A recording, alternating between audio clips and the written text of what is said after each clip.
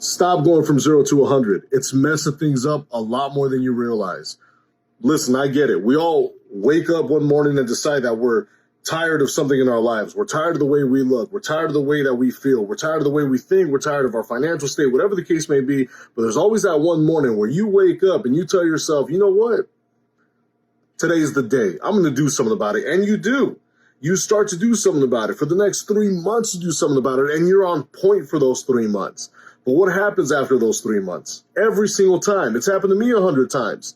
It's probably happened to you 100 times. What happens after those 3 months is that we somehow, some way get pulled back into the person that we were just trying to leave behind. And why is that? Why does it seem that we're caught in these perpetual, temporary cycles of personal enhancement? We always seem to get sucked back into the old self, sucked back into the past, so to speak.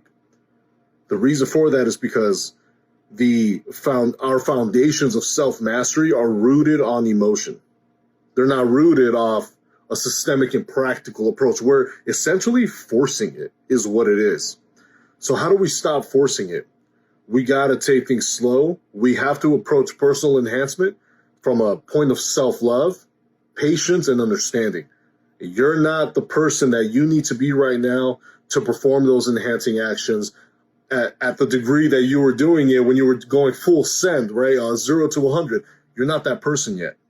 You have to build yourself up to be that person. You're not the person that gets up at 5 in the morning and goes run.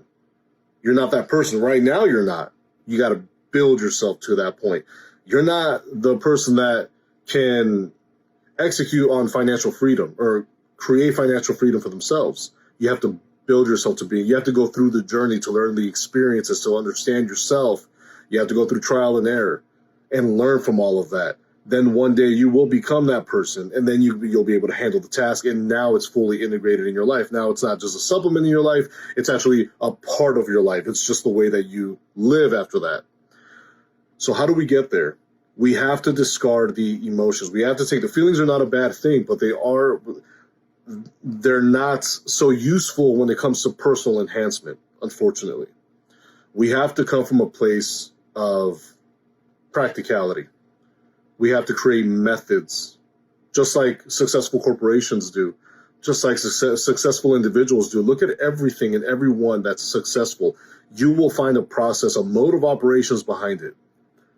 That's what my book, Your Enhancer and Destroyer, Observations and Practices Towards Self-Mastery, that's the premise behind it. Creating an actual system behind your personal enhancement. That way you're not relying on how you feel that day. You're not relying on whether or not you got enough sleep.